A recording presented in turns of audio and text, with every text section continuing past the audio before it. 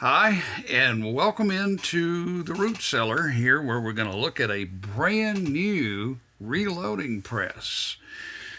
Well, it's brand new to me, sorta, and it was brand new in 1962 when it was built by the Hollywood Gun Shop by Lyle Corcoran and his folks out there in Los Angeles. And it was sold to a friend of mine here in town who bought it in 1962 and used it for many, many years, shot on a pistol team and in the Army even, and later became an attorney and a judge here in town. And I bought it from him early this year and started refurbishing it because it had been sitting out in the garage for a while, and so it needed a little TLC. But we got started on it, and then my friend passed away. But fortunately, he did get to know that I was restoring it and had come a long way on it at the time of his demise. But Bill, we'll miss you, and we'll always remember you with this wonderful machine right here. This is a Hollywood senior turret press. Okay. I'd like to give you a brief overview of the Hollywood Gun Shop presses, help you make a little sense in identifying them. It can be confusing. It is to me, and a little history, as I said. It starts back in 1934 when two fellows down in San Diego, being Selmar Siebert and Lindsey King, applied for a patent for a reloading press that they just called reloading tool. Now, at some point, I think it became known under their hands as the universal reloading tool. At any rate, during World War II, the early 40s, Lyle Corcoran, up in Los Angeles, the owner of the Hollywood Gun Shop, bought the manufacturing rights for this press and began making them and selling them through the Hollywood Gun Shop. Now, I'm not sure if they started right away or if it didn't start until kind of after World War II, but at any rate, in the middle 40s, they began selling these tools. Now, the distinguishing features of the original tool are as follows. All of the true universal presses, now this does not include the super turret, this is different, but all of the universal presses that you will see operate backwards from this. That is, you raise the lever to raise the shell. And that's the most distinguishing feature, the fact that they operate backwards from any press you'll probably encounter this day and time. Then, the other feature about it is, let's see if I can show this, the frame itself. The early frames had what were called a wasp waist. It's very evident in the patent drawing and in these photographs of some of the early models. That is to say, it had a curved back on it. Later on, and not that much later on, that was replaced by a back that went back further and had a solid fin back there with no curve in it. And I believe that the first press, those are called the Type 1, Roman numeral 1. The ones that had the straight back are called the Type 2. And the straight back with some extra features I'll talk about are the Type 3. It gets confusing, I know. In their early literature, well, I'm sorry, digress a moment. The first thing that Lyle Corcoran did was to change the top of it. Now that's the other feature I wanted to mention. On top, it had a 3-hole turret. You could put 3 dies up there, or a die, a powder measure, and a die, as it was shown in the patent drawing. And the idea being that you would, do one step at a time. Now, in his book, The Complete Guide to Hand Loading, Phil Sharp, in the first edition back in 37 talks about the universal tool. And he praises it. He says the workmanship is exemplary. In talking about the dies, he says that they're the finest die or the finest reloading products he's ever run across, period, at that time.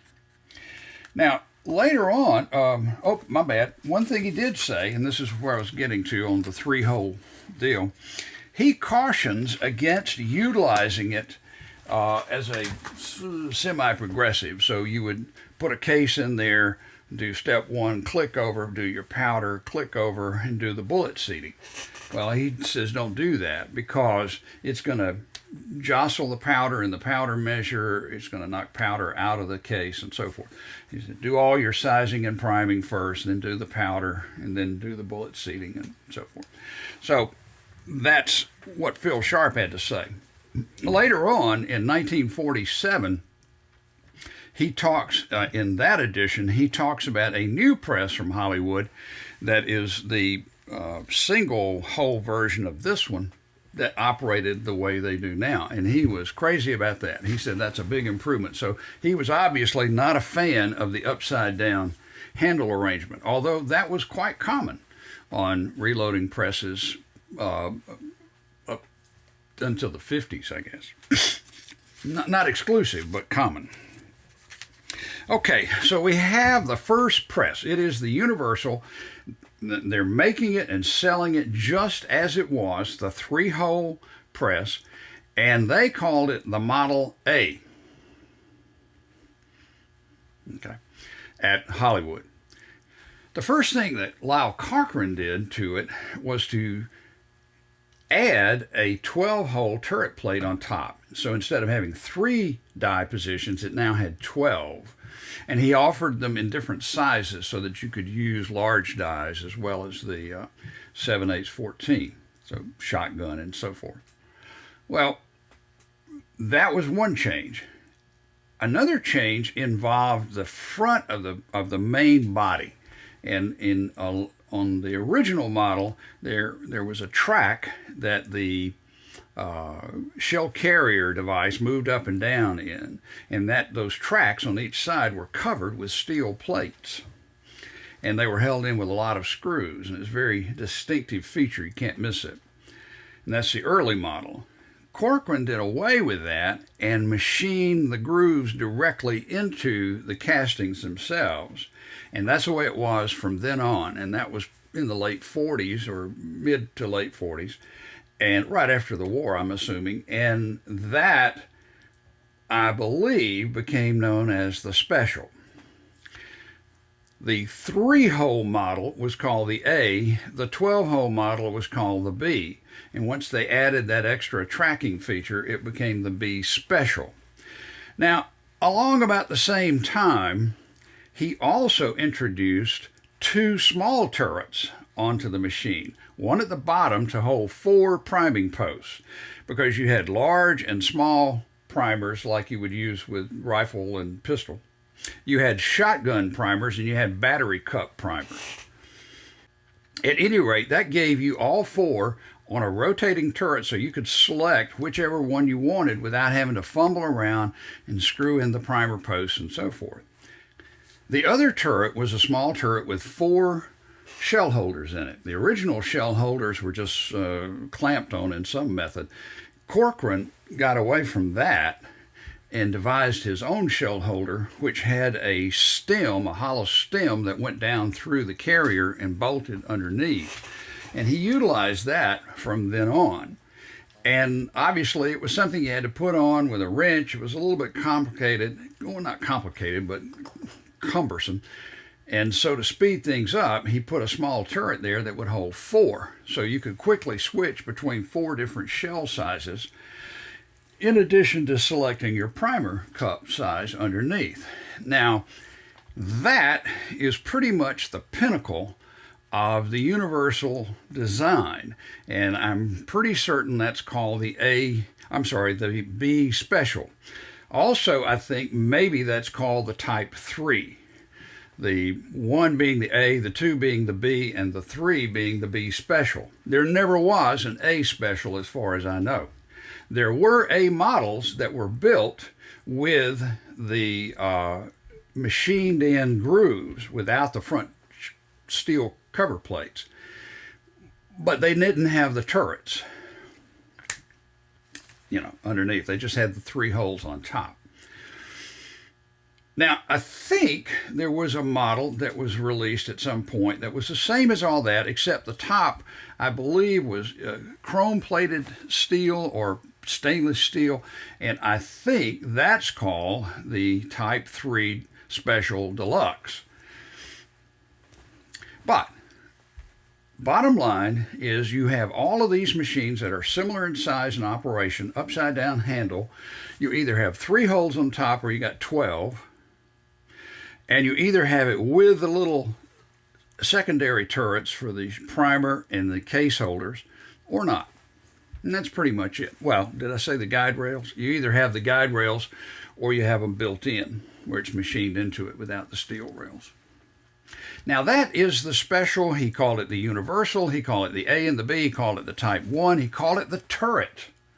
Later on, that became known in Hollywood as the turret model. And I forgot, in the late 50s or in the 50s, he made a slightly taller version of it, maybe 2 inches taller. And it was otherwise identical to the B Special, and it was made for shotgun especially, to hold the longer cases. I think some of it wasn't that the cases were longer. I just think that some of the tooling had to come way down below the turret. So that's still a turret press, the turret.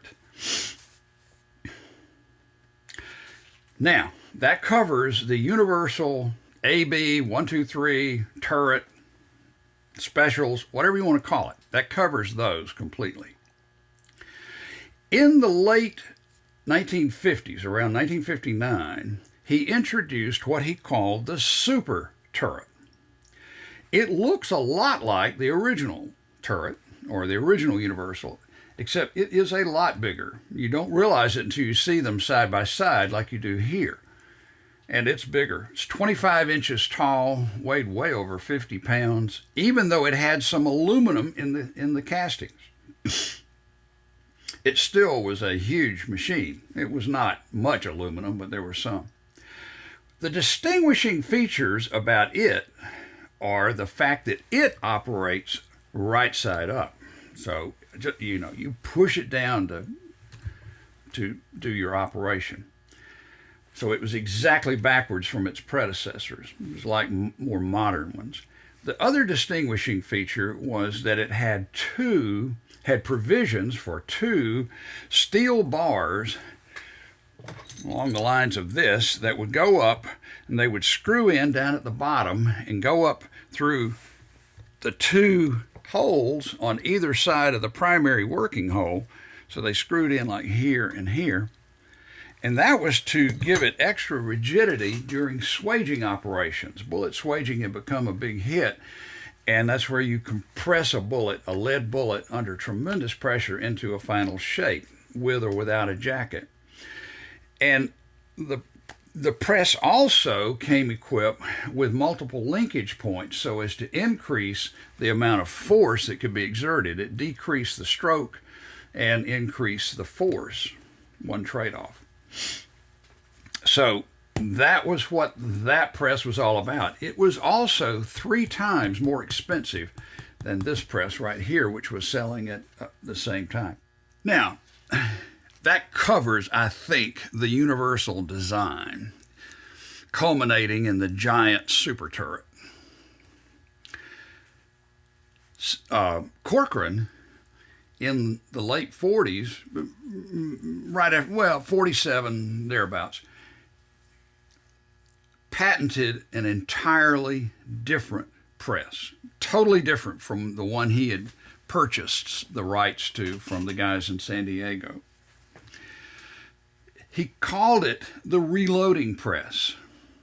Now, later it became known as the senior press, but At that point, he called it the reloading press.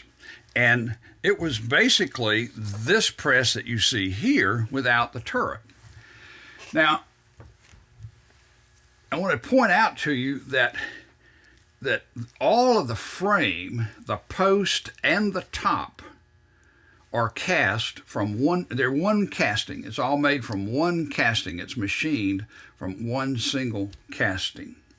That top is not attached. It's not screwed on. Now, it looks like, back there on the back, that there's a bolt that holds it on the top, but it's not. Because what happened was when they made it, they had a hole back there for machining it between centers on the lathe. And he thought, well, we got a hole back there. Let's make it useful. Well, to begin with, all he had in it was a bolt that would plug it up. But then he got clever and increased the size of the hole to 7/8 so you could screw a die back there.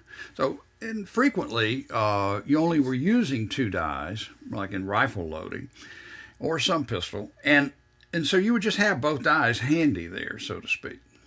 But that's what that was about. Now, that press went through a few iterations, mostly having to do with the top. It changed in shape somewhat. The function and form did not change. It was offered in 2 or 3 different lengths.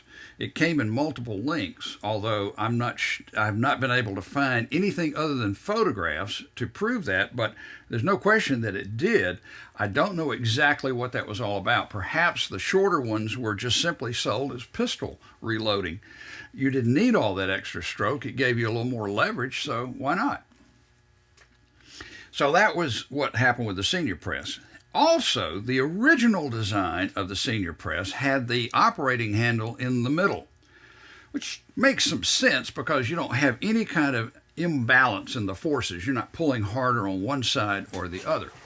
But that's where he wanted to modify it to do bullet swaging.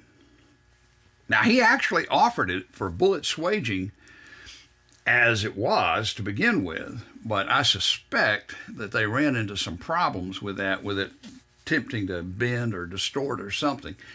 And so he changed the shape of the top again, moved the handle over to one side, and added a threaded post at the bottom, making it absolutely identical to what you see here. And so on the final senior press, it was identical in both the single hole and the turret version. Now that leads to the turret version, which was patented in patent applied for, I think, in 60, and it was issued in 63 or whatever, but he was selling them, I'm sure, by the late 50s. And this is the one that my friend bought in 1962, this particular one. And the senior turret press remained pretty much unchanged throughout its career. He thought very highly of it, as was witnessed in a comment that he made in the letter to my friend. Where's that letter? I'll cite what he says here at the last paragraph. He said, in reference to swaging on the Hollywood turret tool, now the turret tool being the AB Universal 123, not the super turret, but all of the others he's talking about. It could not be used for swaging. It was not designed for this purpose. However, you will note that our new senior turret, and he's calling it new in 1962, so maybe I'm a little off in when they started selling it, but, you know, that's what he said. New. It is designed for the reloading of rifle, pistol, and shot shells and will swage all calibers of rifle and pistol bullets. Now, here is the big thing to me in here. This new senior turret, this machine, is superior in many ways to the previous standard turret tool, which we discontinued. So the press that so many people think of when they think of Hollywood press had eventually become known as the standard turret tool, not the super, but the standard. and he felt that he had surpassed it with this machine right here. And he probably had. It's not as big. The other one's more imposing, not a lot bigger. It's about 2 inches taller. Now, the big one is a lot taller. It's 25 inches tall. It's like here, it's a giant. And by the way, if you see one in a photograph, I'm talking about the Universal, the way to tell them apart instantaneously at a glance is just look at that top nut. If it's a low dome, it's the Universal, the original. If it's a tall, round, flat, straight-sided, big post on top, then it's the Super Turret. Okay. Now, in the early 50s, he patented and introduced his final press, and he called it the Junior Press, and immediately began calling the reloading tool the Senior Press. The single stage version of this became known as the Senior Press. So he had a Junior and a Senior. The Junior Press, it was created, I know they created it to save money for people who didn't want to pay the big bucks for these other presses. But to my way of thinking, it is one hideous mess. The shell carrier travels up and down inside of a triangle formed by the 3 posts. Well, look how hard it's going to be to reach in there and put cases and bullets and things in place. I mean, that alone would just... I've never used it, and I've never seen one except in pictures. But I just cannot imagine that being all that good. It used a great deal of aluminum in the casting parts. The rods were steel. The levers were steel. I don't know. It doesn't show up much. I only found one picture of a real one on the internet. So it's not out there much. So that's one to avoid. So if you're looking at getting a Hollywood press, personally, I think this is the one you would want, is the Senior Turret, because it would be newer, likely to be in better shape, and so forth. On the other hand, those big Universals, and especially the big Super Turret, those are monsters and would be a fabulous centerpiece for a reloading collection. And if you can pick one up at a decent price, no question about it, you should. There are plenty of people out there in cyberspace who could help you in the restoration and so forth of those. You can get, as I've spoken about elsewhere in this video, you can get these adapters for the shell holders and so forth. Let me show you this. This is the Hollywood powder measure. And this is the Type 3. You knew that was coming, didn't you? Yeah, the original design that they had a big funky handle that was cast and kind of looked like a doorknob or a window knob off of a 1953 Studebaker or something. And it was okay. They made a second version of it called the Type 2 with very few changes, and then a totally radical design for the Type 3, which is this one right here. This one has a larger drum and a better metering system than the original. And this slides out. It's just a absolute perfect, almost a suction fit in there. And this cap on top, the steel cap, is just absolutely precisely machined and fitted to this thing. It just blows my mind. Now, even though you see holes over here like you think you would use to mount a handle, it didn't come with a handle, and I've never seen a picture of one with a handle, and neither have some of the folks that have written articles about these. Instead, you have a thimble here that has a micrometer dial on it where you would set it for the powder and then lock it with that screw. And then it has a cover over it that's steel. And let's see, can you see that up in there? Yeah, I guess you can. And that just becomes the handle. That's it. You just do that. I suppose you could add a handle over there, but this works very nicely. The thing of interest to me is that the drum in here is tapered. It's large on that side, small on this side. It tapers inward and fits into this cast iron frame, which is machined to fit it. And it draws up tight with this nut over here, and this washer. The nut, as you see, moves with the cone. The washer just sits still. It's sliding on it. This is a split metal lock washer, and wherever you put it, it'll stay, so you can create the perfect amount of tension in here. So it doesn't have any slop whatsoever, just absolute zero fit. If you tighten this enough, it'll quit moving, but you can set it to the perfect amount. It's a big, nice, heavy thing. He claimed, he being Lyle Corcoran, claimed that it would work from 2.5 grains of bullseye all the way up to like 95 grains of stick powder. So I honestly have not tried it yet. So whether it's that beautifully good or not, I don't know. I did restore it. I did do a paint job on it, cleaned up the metal with the DeRusto, reblued some parts, the handle especially. Had a lot of fun with that.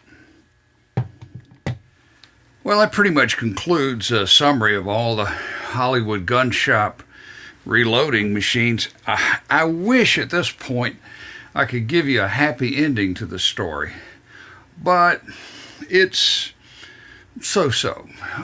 In the late 60s, the Hollywood gun shop, Lyle Corcoran, sold, and now this is a little shady. I've heard different reports. He sold the rights to produce the parts, or he sold the rights to build the machines to a company called M&M Engineering. M&M Engineering was actually a mom and pop business, Joe and Margaret, and I've also read Mueller and Muller, both with an E and without, so take your choice on that.